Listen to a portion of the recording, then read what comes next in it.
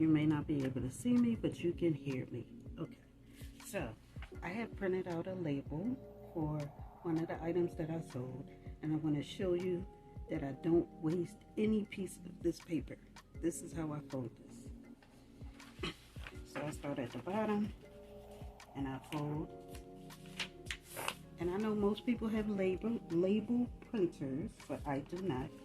I do not wish to invest in one at this moment. The paper that I use, I get from the dollar store, so it's $1.25. So that's not too bad for me.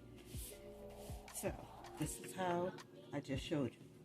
So I start at the bottom, I fold, and then I fold both sides, and here is my label.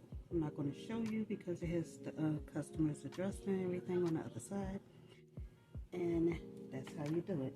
And then, yes, I don't have a label printer, so I'm going to have to tape this on. And what I do is I use 3 pieces of tape. Get my tape dispenser. So when I do it like this. Put it right here.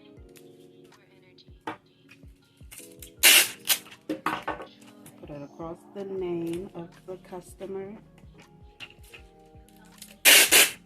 And I put it at the top, right here, so it stays in place. Okay?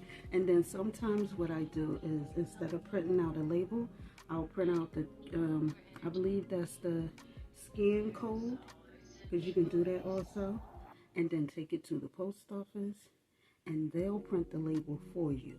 If you would like to see a video on that process, then let me know in the comments below. All right. Have a blessed